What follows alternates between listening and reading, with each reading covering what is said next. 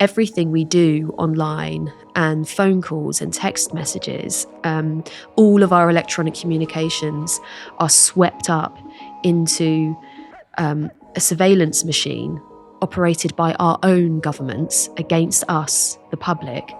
It's not just about protecting the public, it's actually about protecting those with power from change quite often, and particularly from meaningful change.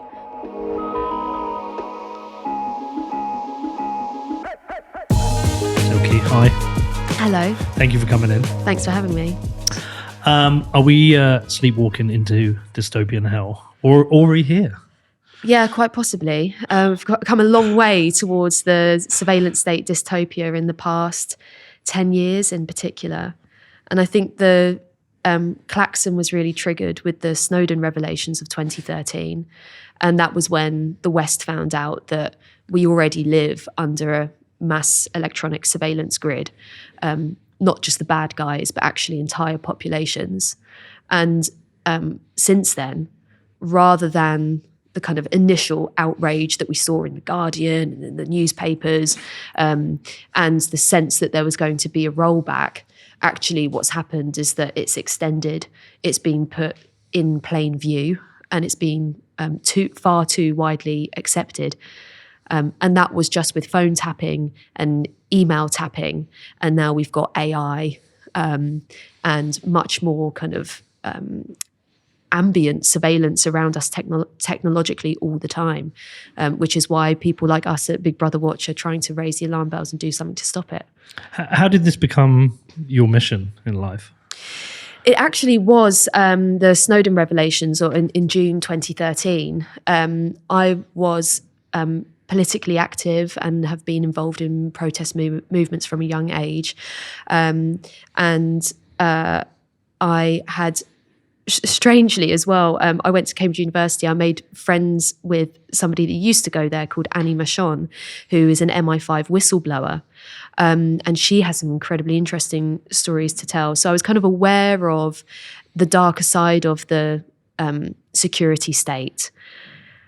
And then in June 2013, when Snowden revealed that everything we do online and phone calls and text messages, all of our electronic communications are swept up into a surveillance machine operated by our own governments against us, the public, you suddenly think about things like the Patriot Act and surveillance measures that were introduced on the back of serious terrorist attacks, and realize how exploited they were to actually treat the public like the enemy as well, and how surveillance operates as an extension of power. It's not just about protecting the public, it's actually about protecting those with power from change quite often, and particularly from meaningful change. And so with those revelations, I then became part of a small and highly trusted team that worked as Edward Snowden's legal defence team. I'm not a lawyer, but I was one of their advocates and organisers around that. And I worked for other whistleblowers at risk as well from security states. And when you're thinking about surveillance, and how extensive it is, if you ever happen to be in a position where you're trying to communicate with a whistleblower, for example, who's up against a security state of the strength like the US or the UK, you suddenly realise there is nowhere to hide.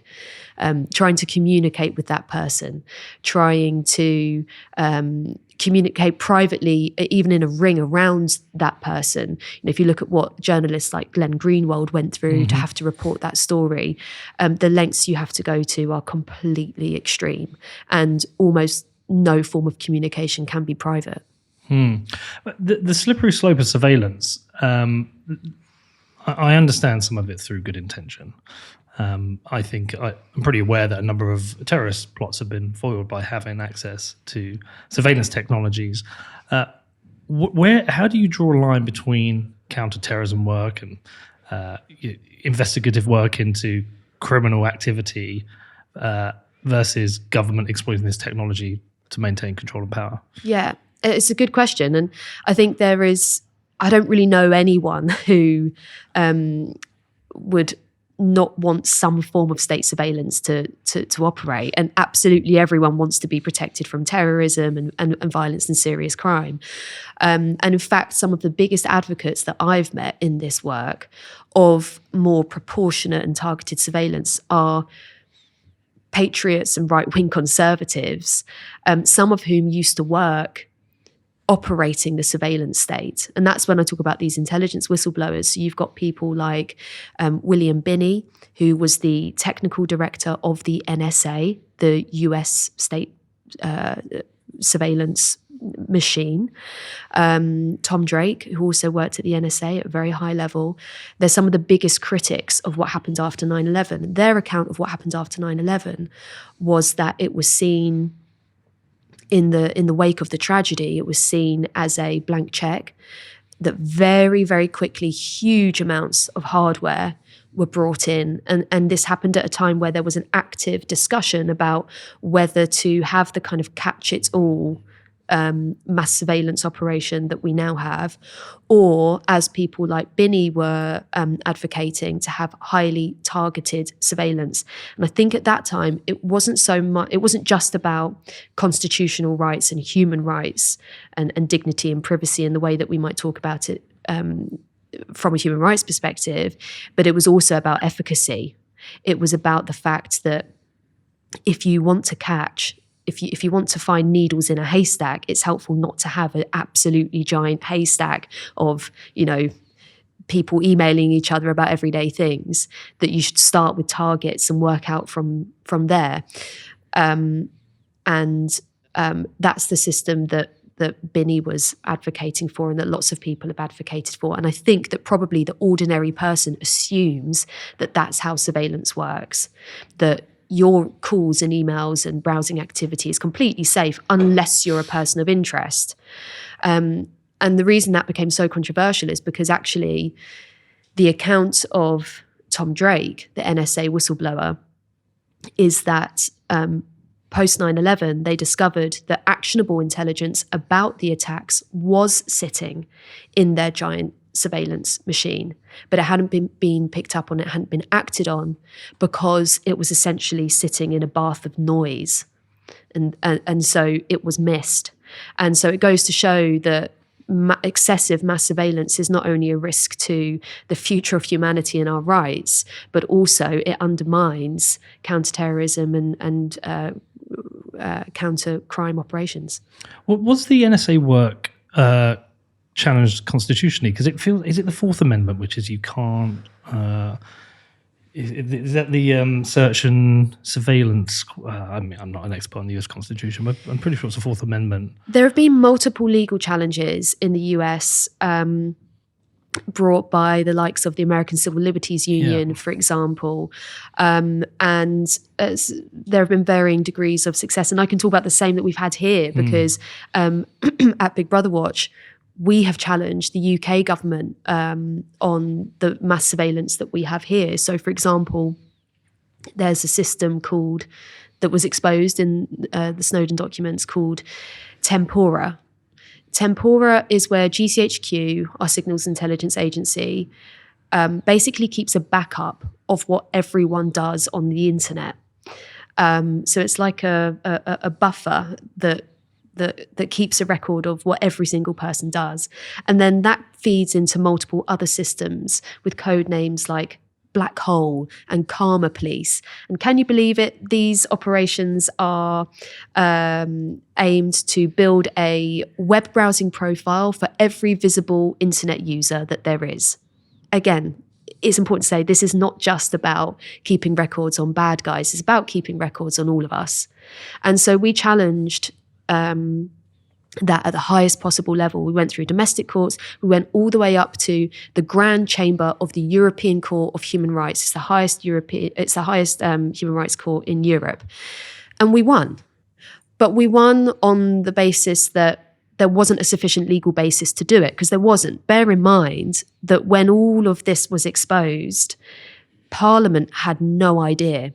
So the places where you think that decisions are being made, Parliament, Congress, they had no idea about these mass surveillance systems. The whole thing was undemocratic. People might talk about deep state, people might talk about security state. It doesn't really matter what language you use, but as a matter of fact, these were not democratically constructed surveillance systems. They were completely secret, they were covert, and they were happening without even legal authorization. But what's quite disturbing is then that the government's response to that was to say, yeah, we'll bring forward a new law. And that was the Investigatory Powers Act in 2015, which introduced what they kind of euphemistically called bulk surveillance powers into domestic law. And there are ongoing challenges now about what the limits should be and so on. But actually, the courts have been quite unwilling to, just as frankly a lot of parts of society are, whether it's the media or politicians are unwilling to intervene too much when it comes to security and surveillance, because it's seen as subversive and a bit dangerous, and you just let the security state get on with what they need to do. But the problem that you have with that is that it can pose one of the most serious threats to democracy. Because if you start treating the enemy as the public, are you actually even really a democracy? And you could stop movements from happening. You could stop democratic movements from happening. We saw a bit of this during COVID, where you could see that protest movements were undermined in very obvious and blatant ways, but it can happen in more subversive ways. In the 80s and 90s, it used to be physical infiltrators, people that would pose as an activist that were actually basically entrapping activists, getting them arrested for doing stupid things like trespass, basic things. Nowadays, when you think about online organising, how many of the movements that people think they are part of in some kind of organic way is truly organic? How much of it is controlled? With such a massive, expansive surveillance state and unaccountable powers, it's quite hard to know. If the government weren't aware of those programs, who is driving it? Is it intelligence agencies? Yes, it's completely intelligence agencies, then working with governments. And to be honest, the impression was that even a lot of people in government didn't really understand exactly what was going on. You think normally, for example, in the UK, a minister has to sign off on a targeted interception warrant. When somebody's under directed surveillance. For example, if you think someone's actively plotting something and you need to have people tailing them, listening to their phones, there's a threshold at which a minister would need to sign in and sign off on that. And they sign off on, tens of these things all the time. But when you're listening to what entire populations are saying and doing, there was a time when that didn't even need one warrant. But now, under the new system, you can have one warrant that can sign off the surveillance of, tens of millions of people. Crazy. How much of this do you think is malicious intent? And how much do you believe this is just an organic process that we slide deeper and deeper into a more kind of Orwellian state where the surveillance comes from a place of good intention but gets misused? It's a really good question. I think it's one that people and viewers should ponder. And I don't know how much it's useful for me to speculate, but I could certainly say that... Can I tell you what I think? Sorry, just to frame it. Because I often sit, I'm like, I understand the risks of a surveillance state. I understand the risks of giving government too much power and suppressing the democratic right to protest. I would fear governments having access to both data about what we think and access to our bank accounts to defund us, to prevent people democratically protesting or raising issues. But I do wonder, do people sit around a table and the conversations are based on providing safety, or do they sit around a table and say, have what feel like quite almost like East Germany conversations whereby, well, we need to control the public. We cannot trust the public. I often think, is this evil, or is it just a slippery slope? How often do people in power even register that they might have slipped into control rather than protection? Yeah, fair. And I think, again, not to labour the example too much, but we just all saw that during COVID, didn't we? Where it was the government's here to protect you, but actually we'll lock you in your homes to do that. We'll make you carry a digital ID or vaccine ID, and all the kinds of things that came with that. In some cases, in Canada, that meant we'll shut down your bank account because we don't think it's safe for you to protest against what we're doing. So I think there's an element of that. Certainly, in terms of is it really malintended? You can only speculate, but what you can definitely say is that there has to be a disregard for people's fundamental rights and autonomy in order to think that it's so negligible that you can just listen to everything they say and just passively keep records on people should they one day become a person of interest. I mean, that's a very, very dangerous thing. And I think we should be concerned about it in the same way that we're concerned about how governments have and can use arms and nuclear weapons and other things that could just, at the flick of a switch, completely change the world that we live in. Edward Snowden uses the terminology of turnkey tyranny, and it's a very good one because if the state does have this overbearing, overwhelming power, at some point in the future it will be used, and you just have to consider how and why and what the damage might be. It's interesting you say that because I mentioned it before we start, we've been traveling back and forth to the US now for 7 years, probably been 100 times, and red states and blue states, met a range of people. But one thing I've become envious of Americans is they have a culture of liberty, which is defended and fought for. And America has all its issues, but the basic understanding of the Constitution, their First and Second Amendment, and I'm not a Second Amendment guy here in the UK. I don't think we should introduce guns, but that constitutional right to protect your free speech and that culture of liberty exists across the whole country, and obviously defended a bit more on the Republican side. I don't feel like we have that here. I don't think we have a culture of liberty. I don't think we have a culture of defending speech. I think there are people who do, but it's not ingrained with us as a nation. I think that's a problem for us. I completely agree. And I think that we used to more have that culture of liberty. Some people say it's because we haven't had a kind of modern revolution in the same way that, Should we start one? US or like a lot of European countries have, that there's a bit of a complacency. But I would say there are areas where you can see that it's baked into our system of law. So, for example, in the UK, you don't have to identify yourself to an agent of the state, a police officer, or anyone unless they have reason to suspect you of having done something wrong. And that is quite different to some other European countries where if they demand an ID, or you could be forced to carry an ID, for example, the relationship between authority and the public is a bit different. So we do have kind of baked into our history, we have a big emphasis on liberty and the idea of the freeborn Englishman. If I'm doing nothing wrong, you've got no reason to come and interfere with me. And of course, my privacy. You can't come and spy on me. You can't come into my house. The privacy of someone's house in this country is very important as well, in terms of when can somebody come into your home uninvited.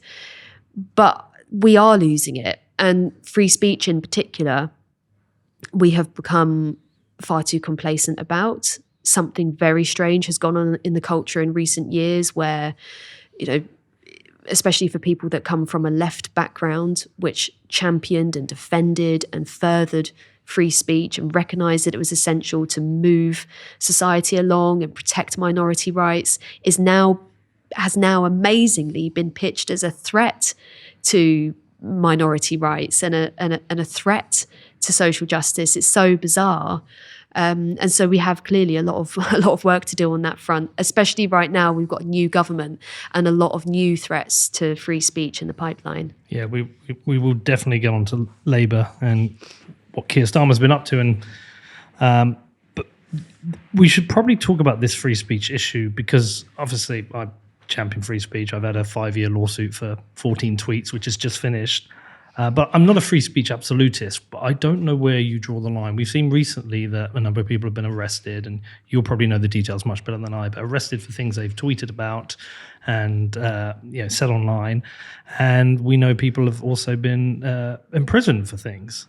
I don't know where the line should be drawn. What should be considered criminal? It'd be probably good if you, rather than me just speculate, you can probably talk about some of the recent cases and where you think things should be litigated and not. Yeah, it has been a massive stress test for free speech and how free speech relates to social harmony in this country over the past few very turbulent months. Because in the UK we have the Human Rights Act, which comes from the European Convention on Human Rights, we have a protected right to free speech that's as constitutional as it gets. It's Article 10, and it protects the right to freedom of expression. Article 11 protects the right to freedom of association, so you can be part of whichever group you want to be a part of. In Europe and in the UK, we have a very liberal approach to that, which is I'm free to say what I want to say up until the point that I harm someone else, that I harm someone else's freedom in saying what I say.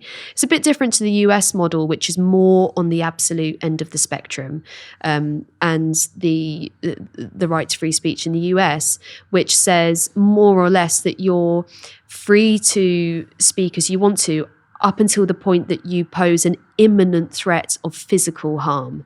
So it's a much higher threshold.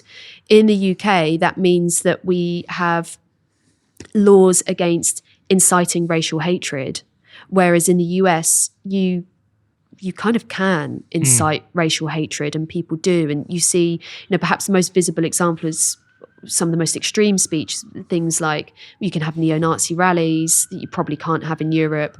You can have the Westboro Baptist Church protesting at veterans' funerals, upsetting families. I think, in the UK, we would say that actually is infringing on other people's rights and freedoms. And so that would be banned.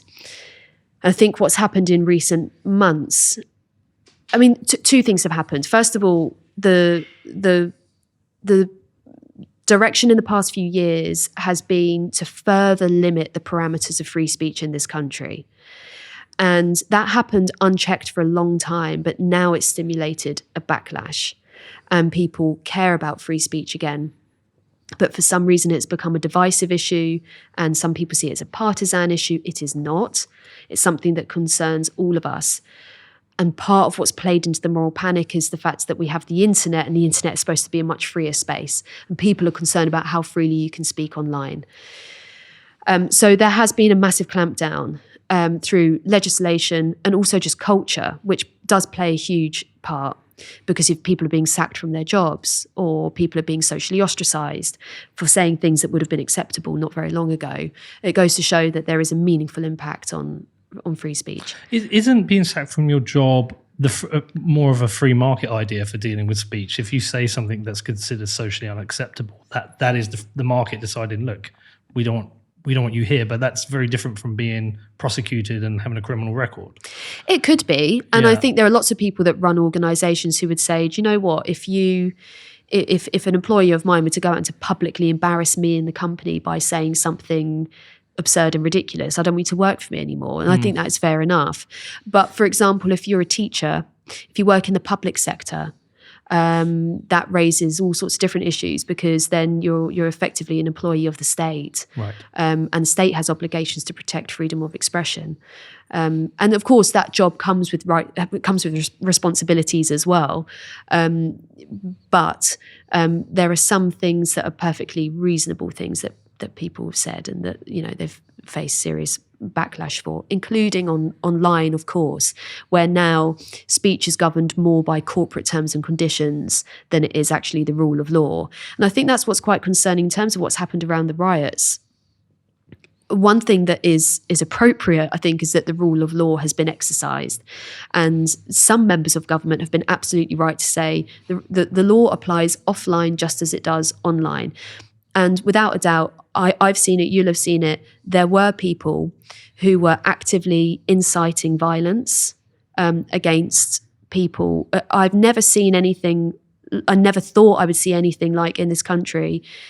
Groups of people not only watching a burning building, but throwing the hotel petrol bombs and stuff. Yeah, exactly. Yeah, it's just like insanity. Absolutely, I was beyond belief. trying to get my head around what happened. What's happening in your day that you've gone from a normal day to doing something which you probably think is inconceivable and is going to land you in jail. Yeah, you're potentially murdering people. Yeah, and they're watching people looking down from windows, blocking exits with bins, and rightly or wrongly, as a woman, but seeing some young women in that crowd as well, standing, watching, when every fibre of your body says, "Oh my God, stop it, get them out." So just on a human level, it's very, very bizarre, and something very, although things have calmed down for now, we've all seen what's just beneath the surface, and I think, regrettably, we'll see it again. Well, I think there's a wider tension in the country for a number of issues. Yeah. I don't think we've all fully recovered from what happened during the COVID era. Yeah. And I think we've also been through a period of very high inflation, which always squeezes the middle class out and affects the people on the lowest end of the economic spectrum. And so I think there's just a tension that is existing. And I think sometimes you just have a spark. And I think the Southall murders were a spark. And I don't think we really have a nationwide issue with migration. I think there's concerns, and rightly so. But I think it could have been anything. And people are, because it's when you looked at who was protesting, it was a really strange mix of far-right groups, ill-disciplined youth, and some very well-articulated middle-class people, all protesting, all being interviewed, but all seemingly angry at different issues. There are all of those social issues, but I think also it's probably not a coincidence that it happened so shortly after an election. Mm-hmm. And one of the things that annoys me is that so much focus is put on kind of peripheral figures and antagonists who have always existed, and not much blame has been given to politicians who, let's face it, all the way through the election and in their political careers, try to pass off their own failures in running the country quite often on the poorest people, on migrants. Yeah. Don't look at the super yachts, look at the rubber dinghies, kind of thing. And I think that is part of why it's exploded. People have to take responsibility for that. If you're telling people day after day after day, the reason that you're poor, miserable, and have no opportunities is because somebody's fleeing a war-torn country and is staying for a couple of weeks in a hotel, never mind their multi-100,000-pound hotel bills and everything else, that they're the problem. Can you find that cookie meme? Yes. Have you seen the cookie meme? No, I haven't. It's perfect. I want to show you. I've been in a refugee camp when Erdogan tried to eject a number of the because they've got a huge immigrant problem in Turkey.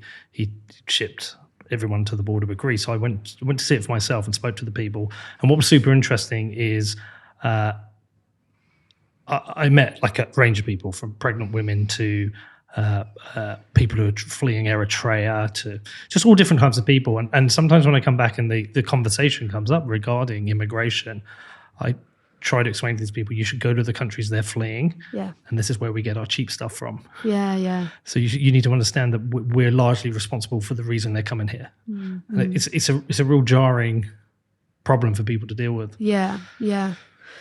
Here you go. Yeah, exactly. That sums it up. That sums it up perfectly. Yeah. So, yeah, I mean, I think we all agree if you're trying to burn down a hotel and essentially, without realizing, trying to murder people, you should certainly be prosecuted and go to jail. You're a moron. What about, there was one lady I remember, I think, is she the wife of a politician who said, go and burn down the hotels? Okay, wife of a councillor, maybe. Wife of the councillor. Do you know the one I mean? Might do. Yeah, so isn't she been prosecuted? Didn't she get like 19 months in prison? I've not followed it. I'm not sure. So where does that sit on the...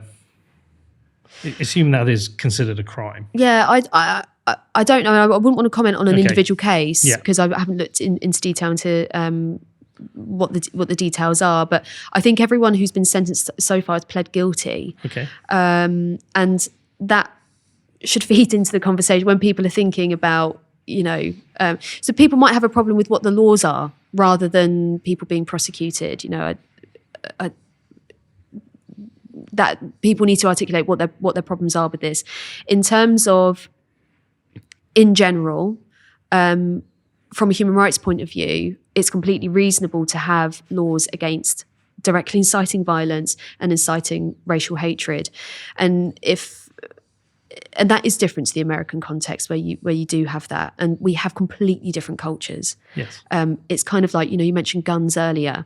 You can understand how someone could be in favor of gun ownership in the US, but not here, because you couldn't suddenly bring guns into the UK and not expect there to be street wars very quickly, right? So we've just got different cultures, and I think here for our culture and our human rights framework, those laws are appropriate and work well. And what happens if you don't uphold them, we've just seen very, very viscerally. We've just seen what happens when it boils over. And it's unlike other riot situations I think we've seen in our lifetimes, because never before have we seen people expressing violence towards each other. Other riots, we've seen incredible violence. We've seen things burned down. We've seen buildings vandalized and so on. But I don't remember ever having seen people attacking each other because of the color of their skin. And that's completely different. So that's the backdrop. But what's going to happen now will go far beyond. There's always there's an action and then there's a reaction, and my fear is that the reaction is going to say, not only did our laws kick into action then, but we need new ones and we need more of them. And in fact, a lot of this happened on the internet, so we need more internet control. Is there hints of this actually happening already? Yes, there are. So Sadiq Khan, one of the most senior Labour figures, has said that before the Online Safety Act, which is our kind of online, threatens to be a censor's charter. We got a lot of the bad stuff taken out, but it governs online content. And it's just about to come in force. Before it's even come in force, he said in the wake of the riots, we need to have a review of it. It's not going to work. We need to go further. You've had organisations like the Centre for Countering Digital Hate, which have had meetings with the government, I think even during recess, during the summer, saying that we need to have emergency censorship powers for the internet on the basis of what's just happened and other things like when COVID happened. These are examples of when we need to have emergency censorship powers online. And I think that's where we're going to see completely new threats to free speech. Bearing in mind that a lot of where people want to go with this. This was the thing that we got taken out of the Online Safety Act, which was the most controversial power, was to force companies to censor legal but harmful speech. Give me an example. Well, yeah, exactly. That was what we were saying to the government. But you could think of many things that you could say Criticism are of harmful. Yeah, exactly. You could say that's harmful. There are lots of things that you could say are harmful. Something that you say I could find harmful to me, but it wouldn't be harmful to you. Totally subjective. It's completely subjective. Should we test the limit? If I called Keir Starmer a dick, is that legal but harmful? You could say so. I mean, he is a dick. He would find that harmful, I'm sure. Yeah. But I wonder where the slippery slope starts, because I can't see me being prosecuted for calling Keir Starmer a dick. But I can see scenarios where the government do try to suppress certain types of critical speech. I like clear lines. Racial hatred is pretty clear. Homophobia is pretty clear. Incitement to violence is pretty clear. What you've said there's nothing clear there. Yeah. Do you think that's by design? It's a chilling effect. I say that because there was a period of time during my lawsuit where there were certain things I just did not say. And I was scared to say it because I didn't want to face another lawsuit. And I still now, there's certain things I won't say for fear of another lawsuit.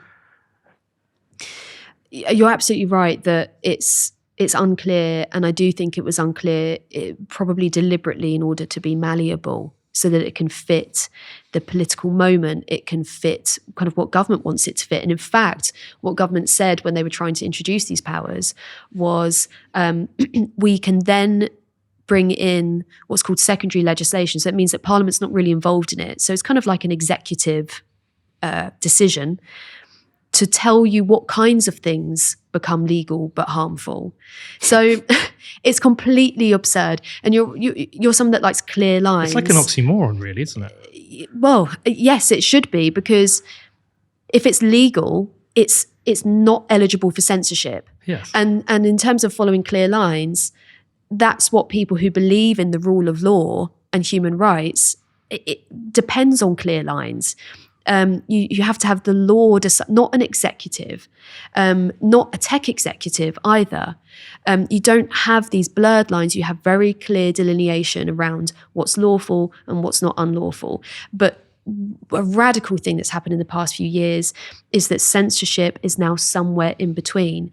You said quite rightly, you don't think that you'd be prosecuted for saying something that's legal but harmful, but that's not what they were going for. The state censorship is merging with giant tech corporations, which exerts far more control over speech than has ever been imaginable in human history. Because with the change of one term and condition in a lengthy meta policy that no one reads, you can suddenly stop billions of people from saying something, expressing something, sharing information that they previously were able to. Again, we saw this in COVID where people just asked questions. Yeah. Just for asking questions, YouTube videos would get a strike, or accounts would get closed just for asking questions. In some cases, not even asking questions, giving their experience. Yeah. Something I thought was chilling was women talking about changes to their menstruation, to their periods, which was unclear whether it was because of coronavirus itself or the vaccine. It turned out that both could impact periods, but women were stopped from talking about that because it was deemed to be vaccine misinformation. Actually, it was really important part of feedback as to what people were experiencing. So if you stop people even talking about reality, then it was so clearly used. And censorship, excessive censorship, is always used to protect the interest of power. It's not something that happens in the interest of the public. Are we outside of COVID? Is always a good example, and it's something I felt like I went into and got totally wrong sometimes. And you look back and you reflect on it, but there are other examples that aren't COVID where the government will work with big tech to suppress certain forms of speech. Yes, absolutely. The topics can be very broad. Let me tell you about some research that we did. We looked into the UK's counter-disinformation unit.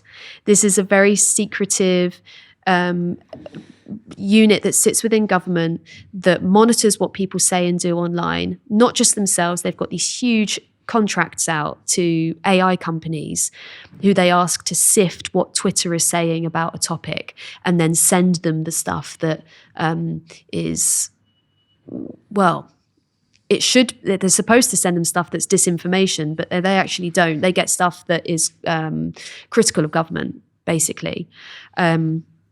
And so this all started, again, I am going to use the COVID example because it was massively expanded and boosted during COVID, but it actually started around elections. Government wanted to see what people were saying around election time. This was under the banner of countering electoral disinformation, but now we're seeing that actually the lines are really blurry. Look at the US and the Biden laptop story.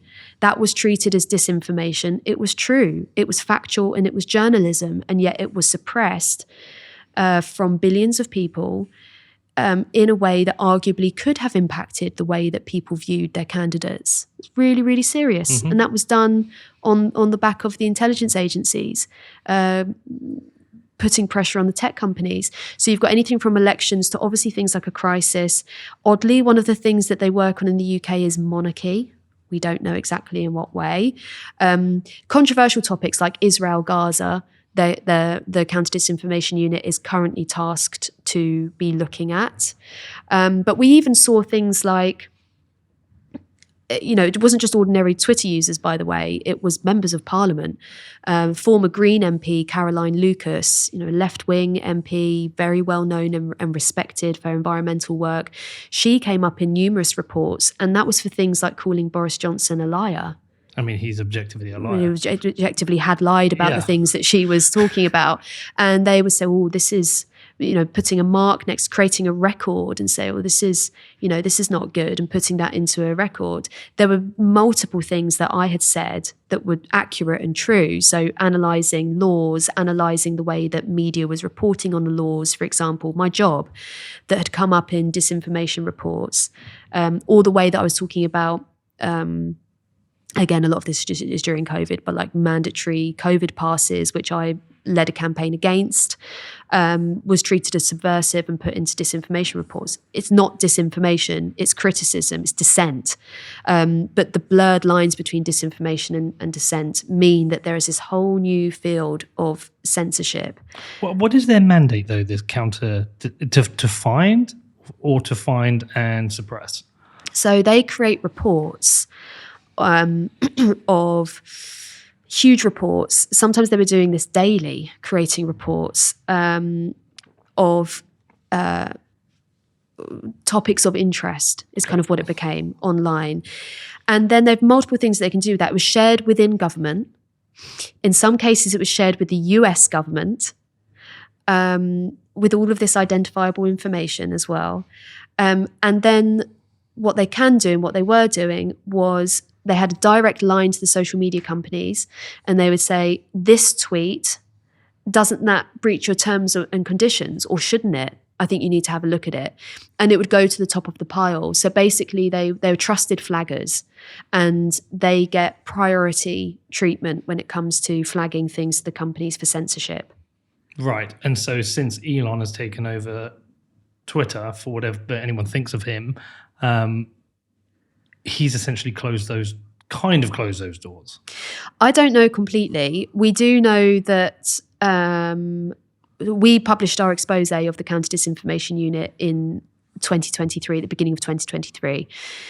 By the end of that year, which I think was when Musk had taken over as well, there was a 95% drop in the number of flags that the Counter-Disinformation Unit was making. So we know that, I think, from the transparency and the embarrassment, frankly, of what we'd uncovered, that they dramatically then reduced their kind of censorship activity.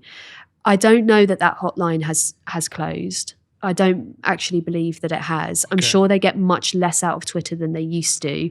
Bear in mind, they've also got Meta, Instagram, Facebook, everything, YouTube.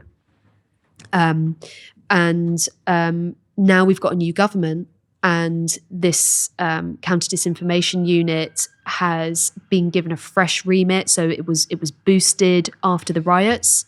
The Labour government has actively kind of endorsed the unit to keep doing what it does. And also it's got a new name.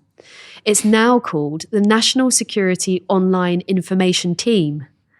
Okay. The National Security Online Information Team, which is about as Orwellian as it gets. Mm-hmm. And then when you read what their remit is, national security is one of the things, but also like public order and, so it's not actually about, there's a huge gap between national security and public order. It's not really about national security at all.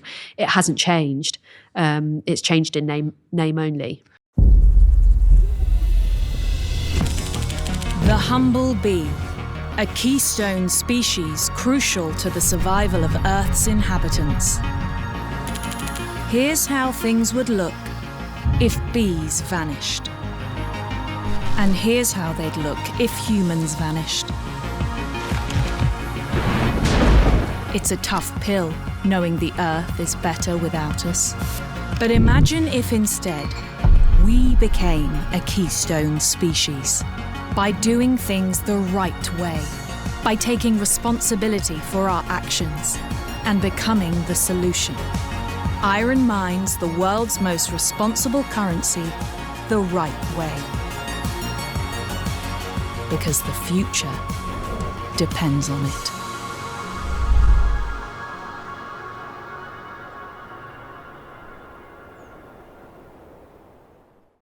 could you steelman any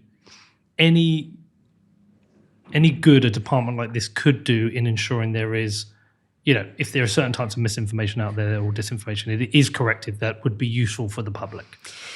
Well, no, because I believe that misinformation, which is basically just things that are wrong, disinformation is things that are lies. I think that things that are wrong and lies are dealt with no better than by a free and open forum. Okay. And that's just a basic belief in free speech and rationality and treating us like adults. Exactly. This is why community notes is actually quite a powerful tool. Yeah. Yeah. I think community notes works really well, because it allows people to do that in a way. I mean, it's not hugely different to just having a comment under the post, but it gives it a bit more, I guess, through that kind of collaborative review process, it gives it a bit more authority, you could say. I also think it's a nice warning for liars in public office. Elizabeth Warren's been community noted correctly on a number of times for her bullshit, and I think it's particularly useful because when you talk about the counter disinformation unit, I sometimes think how much are you looking inward? Because on a regularly I can watch the news or read interviews or see interviews, and I think you're just lying. I know you're lying. When they talk about inflation and why it's happening, they lie. Yeah, we know why we have inflation, but they lie. So to see it turned on themselves. I mean, I even think, did you see the other day? Did you see the interview between Tony Blair and James O'Brien?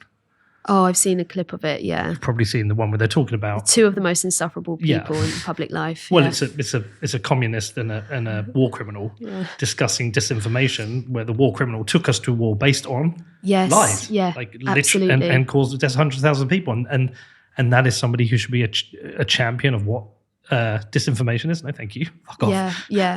Well, exactly. And I think that that was also demonstrated in this example of, if you call a politician a liar whose career collapsed because of lies that he had told, and yet using that power, you were able to actually punish the person who's calling you the liar. When that happened, we see that in the reports time and time again. So, yeah. We're going to get flagged with this podcast. Yeah. In terms of big tech, do they have any ability to fight back themselves and protect themselves from being obligated to work with government to remove accounts or delete tweets? Is there anything they can do? Absolutely, there is. And they can, obviously they're subject to our laws and they have to abide by our laws, and they have to abide by the laws of any country that they operate in. But what really troubles me is that we have moved away from the kind of rule of law approach, particularly when it comes to free speech, which is a fundamental right, and privacy as well, of course. Two very basic democratic rights that are under extreme threat from the new environment in which we live. And the right to free speech and what rules should govern it has been treated like a blank slate, like a kind of tabula rasa, where you have to listen to tech execs saying, it's really hard to find the balance. It's really hard to work out where we should strike, where we should find the line. It's not your job. That's the job of parliamentarians and democracies and the law. All you have to do is follow the law. But they don't want to do that. They want to create their own kind of mini kingdoms where things operate in the way that they want them to. The problem is that when they're creating those mini kingdoms, they're not doing it alone. They're doing it, so many of these companies have senior members of staff who are directly from intelligence agencies, police, and senior former state figures. So it kind of becomes an extension of the state. And then, of course, you've got some quite well-funded civil society groups who also seem to do the bidding of states in the same way, and also aren't really mad about the law, but just want to pressure for different kinds of censorship for different reasons on speech that's lawful. And then you've got the state influence as well. And so, for example, I don't know if you saw Mark Zuckerberg's letter recently where he expressed regret for censoring the Hunter Biden story and said, we're under pressure at the time from the agencies, from the government, and looking back, we wouldn't do everything that we did. And we own our decisions, he said, but we didn't always make the right decisions. And there's something so repulsive about that kind of point of view. Obviously, you have to welcome that he's recognised that he messed up big time and made a huge mistake.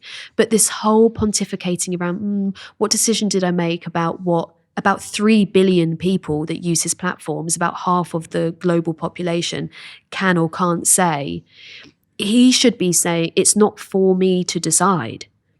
And it's not for me to get a tap on the shoulder from an intelligence agency and say, I think you better take this down. That's not how this works. We already have systems of law and the public have rights, and that's what should be followed. So I don't have a problem with if through a judicial process, a nation state somewhere goes to a tech company and says, this needs to be taken down because it's terrorism, paedophilia, libelous even. For some reason that exists in law, it needs to be taken down, then platforms should comply with it. If they don't comply with it, then they might have to take radical action like leaving the country. That can be a big statement. That can have an impact too.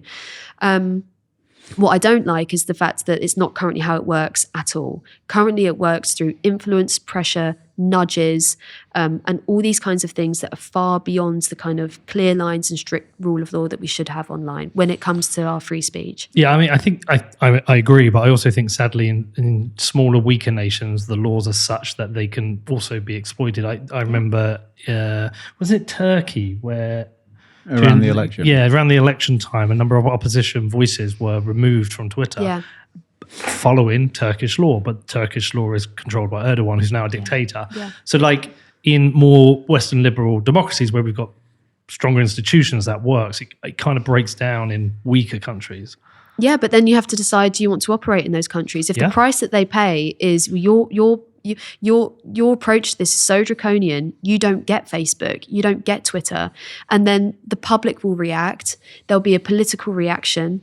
I think a lot of these companies are big enough that they can make that kind of statement. We've actually seen it even here in the UK, where WhatsApp and Signal have threatened that because of the tide of anti-encryption laws, basically whereby the state says, you shouldn't have the right to a private conversation. We want to see what you're saying on WhatsApp and Signal and everything else, that those companies have threatened to leave the country.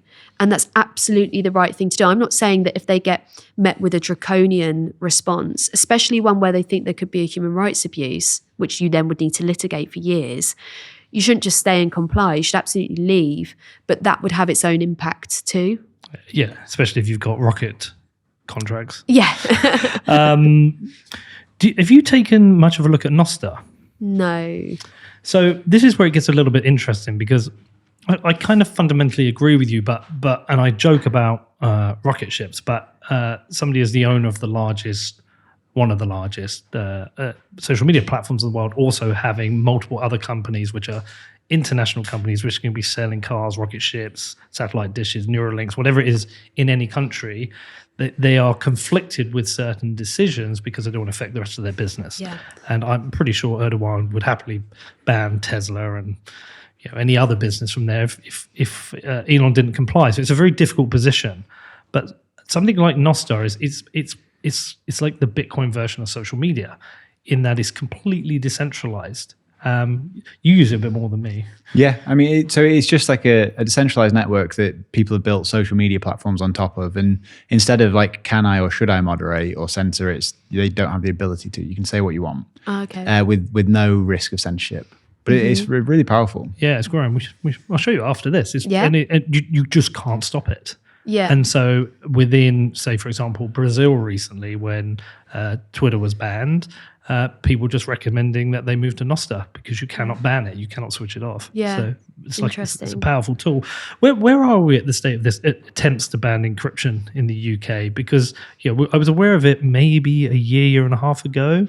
And I was aware of Signal threatening to leave. I use Signal and I use end-to-end encryption on WhatsApp. I don't want, certainly with the job I do, I don't want to lose it because there are certain conversations that we have to have with whistleblowers or journalists where I absolutely do not want the state or any state for that mind being able to see this.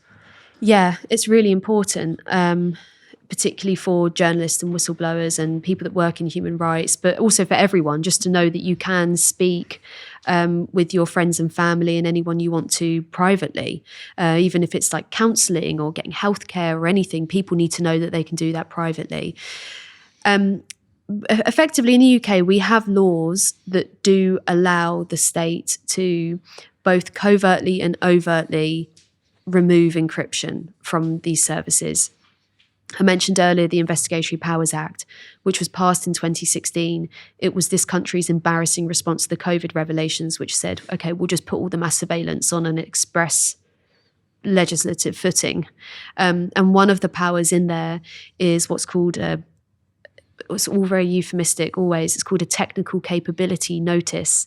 And so if Meta get hit with a technical capability notice, that notice could say that they have to remove end-to-end encryption from their services. If they get one of these notices, or if they've already had one of these notices, they legally would not be allowed to tell anyone. So we would never know about it.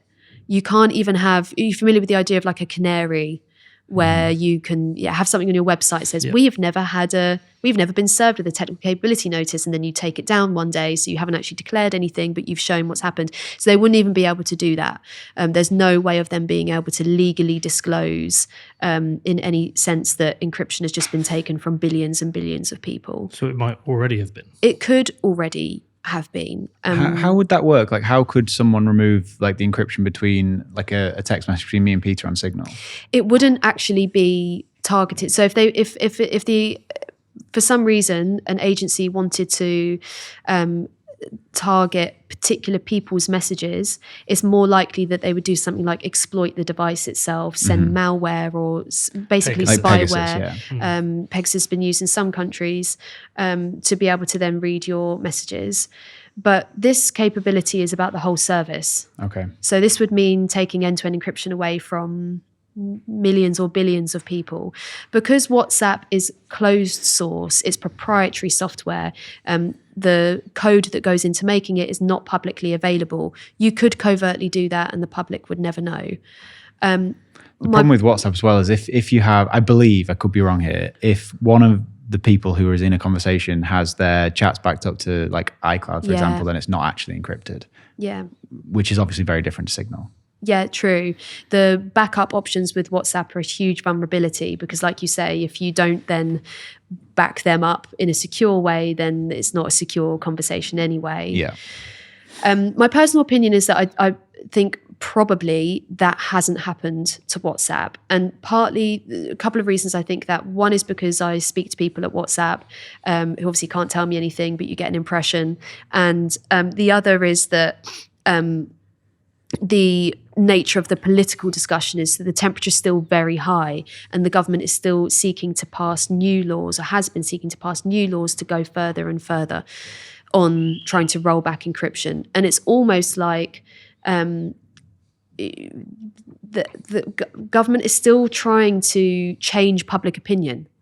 Because, of course, if WhatsApp were served with a technical capability notice, let's just say, and then they decided to exit the country, and maybe from another jurisdiction, maybe they were to then litigate and from another jurisdiction expose what the government had done. You've got to think about the public backlash.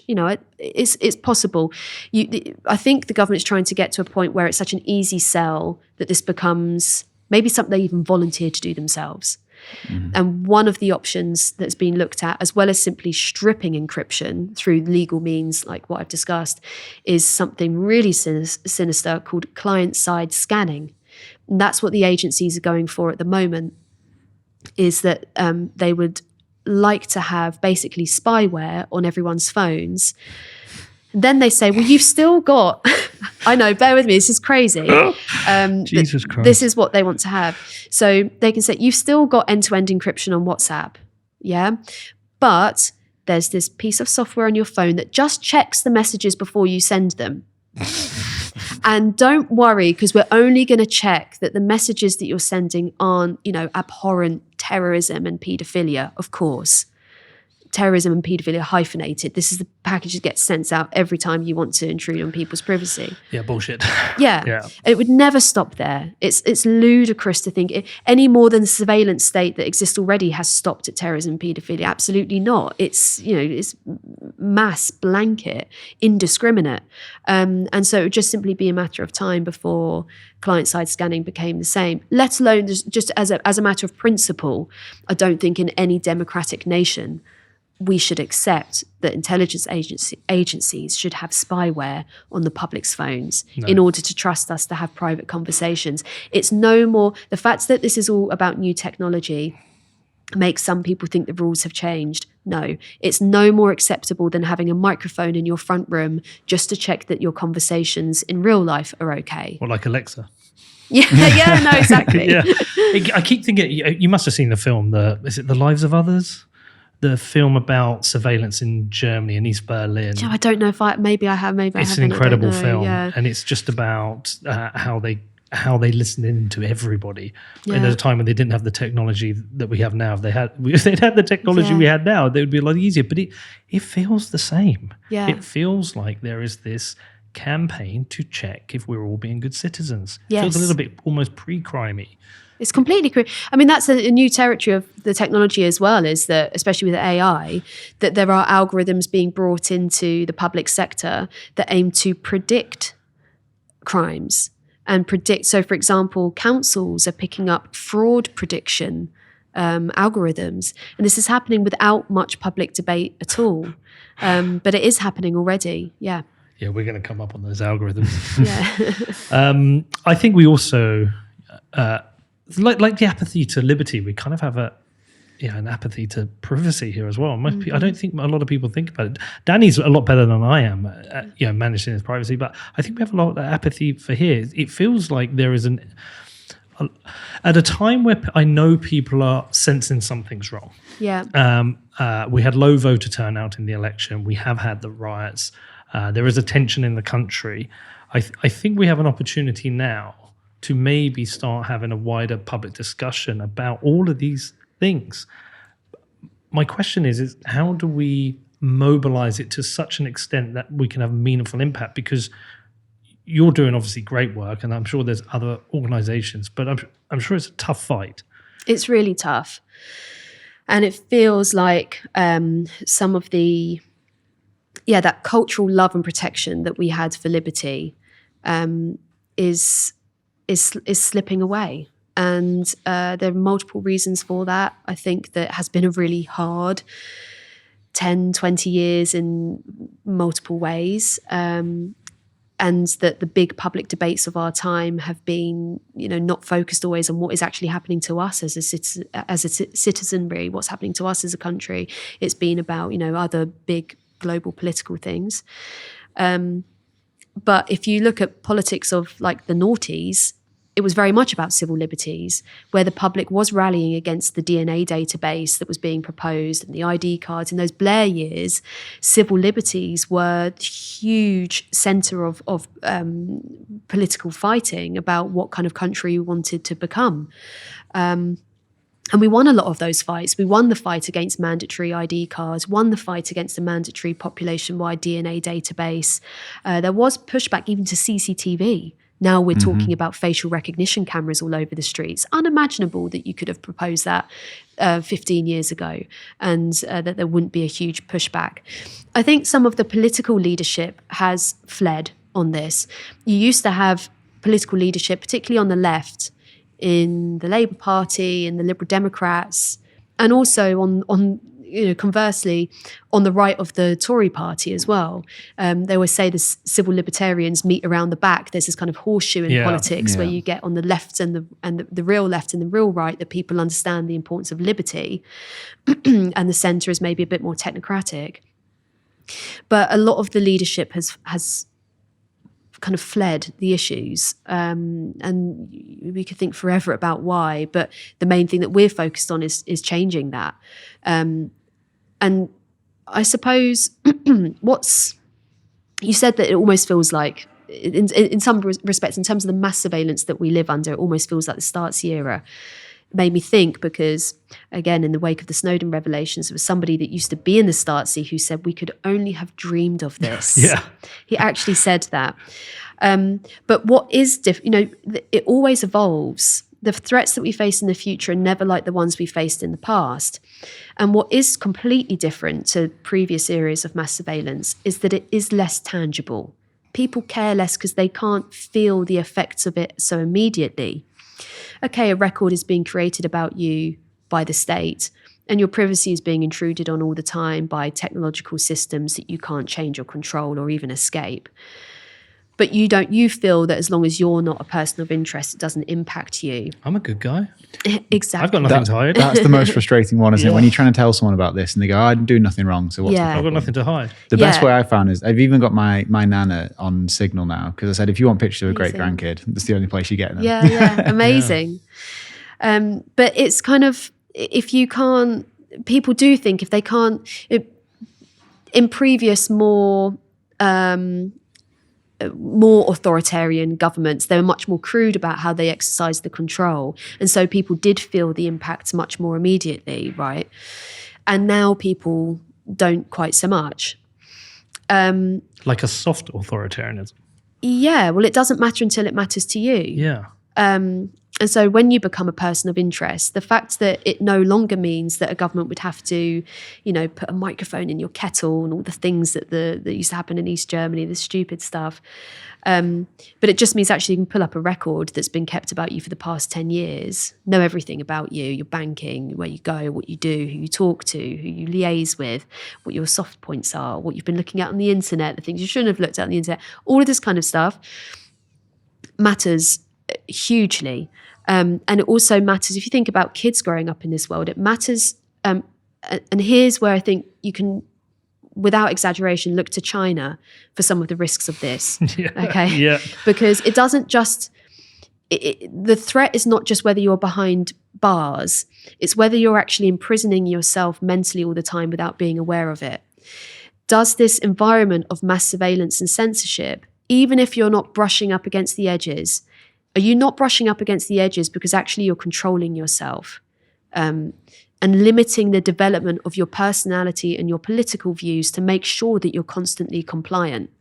That's what I really worry about, that people are becoming less controversial, less obnoxious. People are becoming more constrained.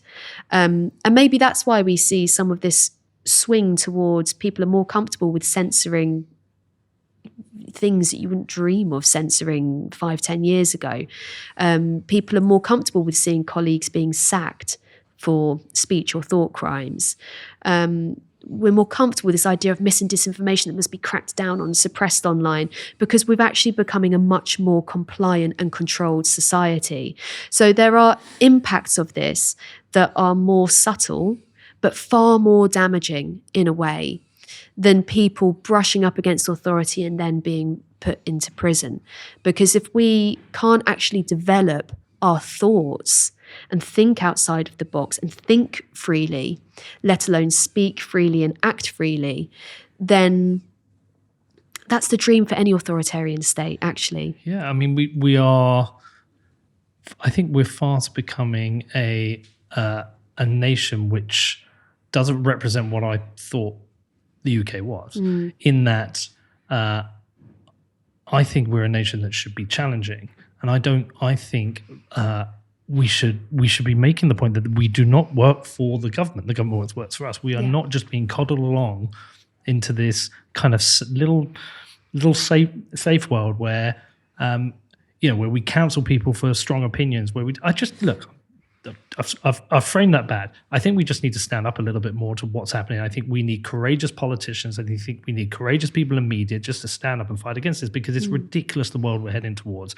I mean, you've just mentioned there, I keep looking at what's on your desk because I know exactly what that is. And that is that's like the final weapon of this toolkit. Yeah. The complete end of full control. Once you can take people's money away. I went out to Canada. I made a film with Kurt. We haven't released it yet, but we went and talked to the truckers. What happened? Where people had their bank accounts closed down. This is like the final end boss. Sorry, I went on a really badly articulated rant there, but I just feel we're at a point now where we are sliding towards a very compliant nation which doesn't have any strong, well-articulated opinions. And those who are standing up, who are having strong opinions, tend to be the crazy people who are grifting on anger. Yeah, I completely agree. Who do I see in the UK who's got a strong, loud voice? It's Katie Hopkins, Lawrence Fox, and Tommy Robinson.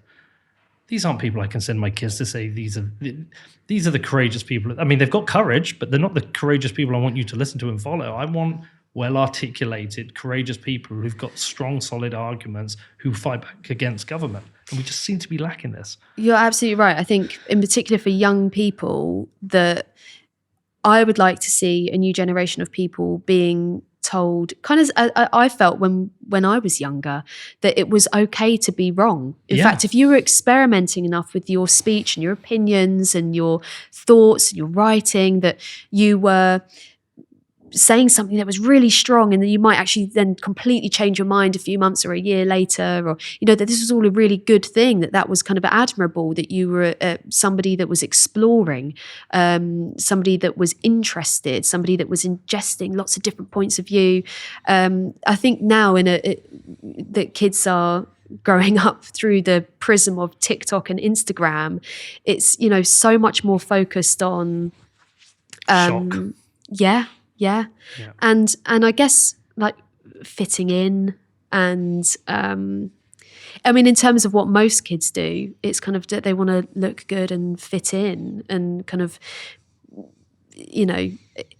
it's a very, very, very different environment. And also they're creating records for life. And I'm sure that they're aware of that. Even by the time you get to your university application, there are some universities that have used facial recognition to try and spy on their applicants. What? Yeah. And you can find out, all those Facebook pictures, or Instagram now, as it probably is, that can be pulled up on a search. You can see what kind of person they are.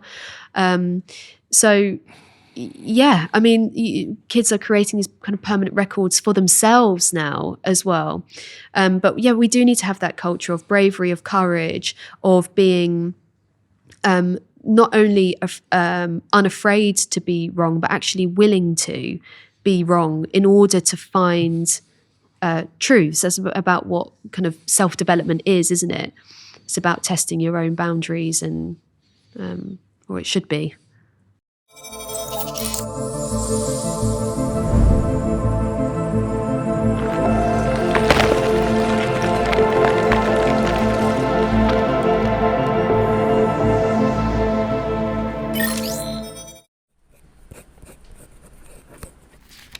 It's very important that you don't lose this, okay? This is your inheritance through Bitcoin. Let Bitcoin rip. Don't rip up your Bitcoin. Set up inheritance with Casa. Going back to your mentioning of the facial recognition, where is that being used right now? Well, we're here in London. Yes. It's being used in London about 4 times a week at the moment. So at the moment, multiple police forces around the country, I think there are about 7 that are now routinely using live facial recognition cameras, which they take out onto the streets on vans, and then they have a kind of computer unit inside. So if the camera on the van sees someone walk past that they think is a person of interest, they can be swept up by the police. Normally then let go, in my experience watching it. They're often not people who are actually dangerous, sometimes not even wanted at all. We're at the current stage, we're in an experimental stage of live facial recognition in this country. It's expanding very, very, very quickly. So in London, for example, to date this year, there's about a 1,000% increase on live facial recognition use compared to last year. So it's now ramping up very, very quickly. I was reading a document from the Met Police just yesterday, which said openly that they may use this on fixed CCTV networks. And that's, of course, what we've known is coming and have been really worried about. It won't just be, we've got a van and a new technology and look at this camera, but that actually, particularly in a country like ours, we need to be worried about this because we've got about 6 million surveillance cameras in the country. Isn't London one of the most surveilled cities in the world? It is. Oh, yes. It is the most. Well, we're up there with Beijing. Yeah. Yeah. So we're Just think of Not a those great company. those videos we've seen from the Beijing ones where you'll see a screen and lots of little red squares go over people's faces and identifying them. Exactly. Yeah. So if you were to put live facial recognition on our CCTV networks, you would have, forget microchips. Like, you wouldn't need microchips because you could see where everyone is, you could track them, and also who they're with all the time. It's one of the most extreme surveillance technologies available, and yet it's come into our country with not a single parliamentary debate, not a single law governing specifically how it can be used. I'm actually now taking legal action. I was just about to say, I'm sure you're going to be challenging this. Yes, yeah. I'm bringing legal action with an amazing man, 38-year-old Londoner called Sean Thompson. We're bringing a joint legal challenge against the Metropolitan Police. I watched him this year being misidentified by the police following a facial recognition stop. And he's an interesting person because what he does in his free time, he's a community volunteer with a group called Street Fathers. And they actually work to reduce knife crime in the city. So he works with young boys, particularly young black boys, providing a positive male influence, sending kids home when they're hanging out after school, trying to keep them safe, engaging with families. He seizes knives and hands them in knife tubes to the police. So here you've got somebody who's doing something that, as Londoners, we want and expect probably police to be doing to some extent. But, we do have chronic problem in the city. People like him are working to fix it. There was something so odd about seeing him then stood next to the police with their brand new expensive technology, who had got his identity wrong. It's a common problem with black people in particular, that facial recognition makes mistakes. They treated him with total disrespect.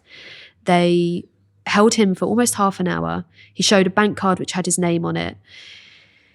Then they asked for a passport. He pulled up passport pictures on his phone. It was quite clear that it wasn't him. Then they said, well, we're going to need your fingerprints then. And because he's a knowledgeable guy, he said, well, I don't need to do that. I don't need to give you my fingerprints. I think 99% of people would have complied at that point. And then suddenly you've got more data in a police system. But he held his ground and was eventually let go after about half an hour. And we spoke and said, yeah, we're going to do something to stop this. This is not a good use of police time. Love this. We should get him on the pod. Yeah, it's literally what I wrote down. I mean, I think the other thing he does would be super interesting as well. I think he'd be a fascinating guy to talk to. Gosh, there's a lot of shit going on. I do want to talk about CBDCs before we're done, because the branding of Bitcoin, as Rishi Sunak called it, I think this is something that could be easily sold to people.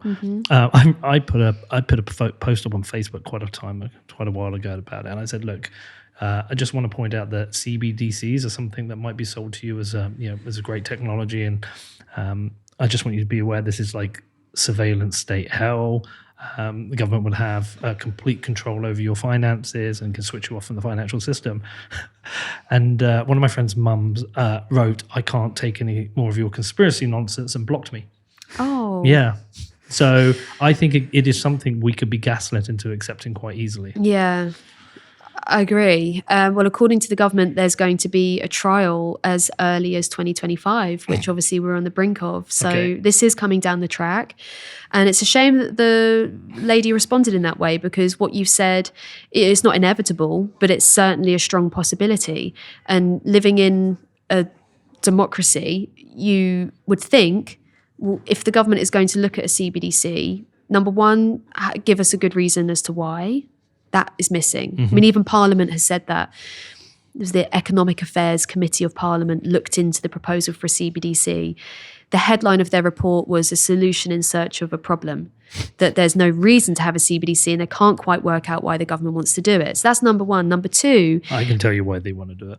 Well, this is the thing. It's just another tool in their Swiss Army knife Swiss Army surveillance toolkit.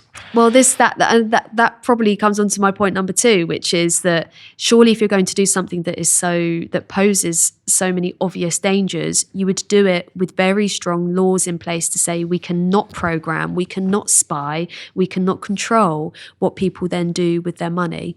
But of course, that is missing. It seems like it seems to be that the judicial process is missing with the introduction of every technology that you've mentioned today. Yeah.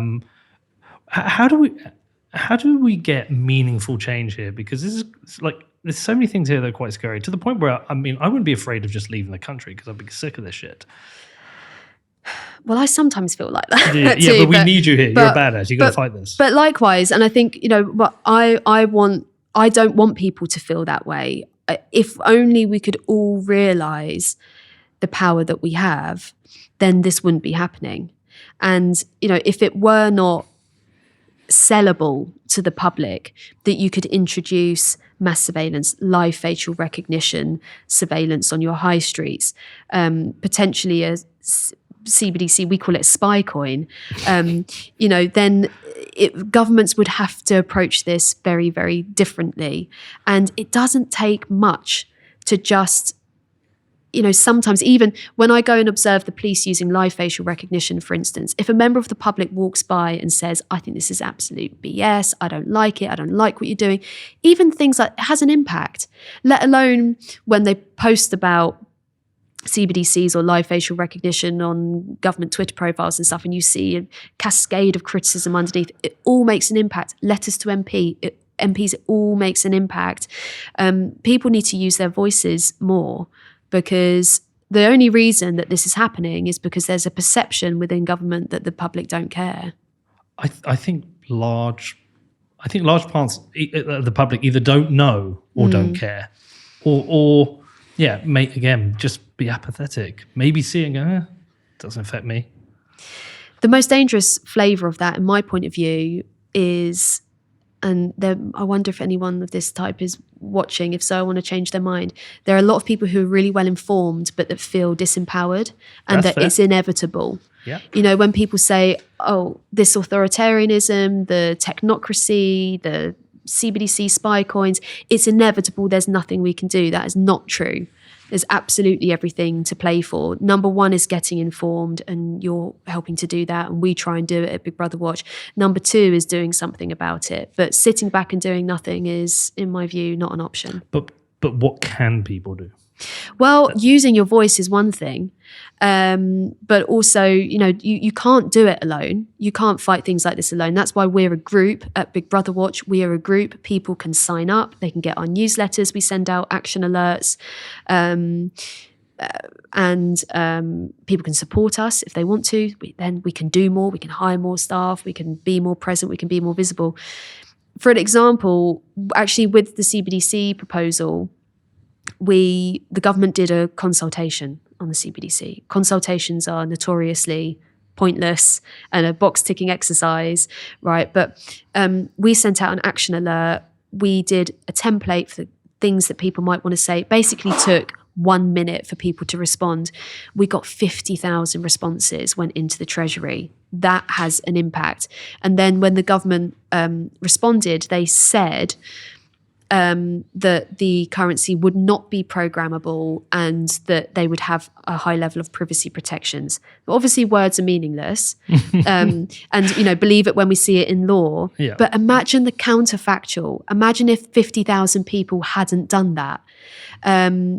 The CBDC plan would look very, very different. So it's never zero sum, and it's never you win everything or lose everything. We keep pushing along.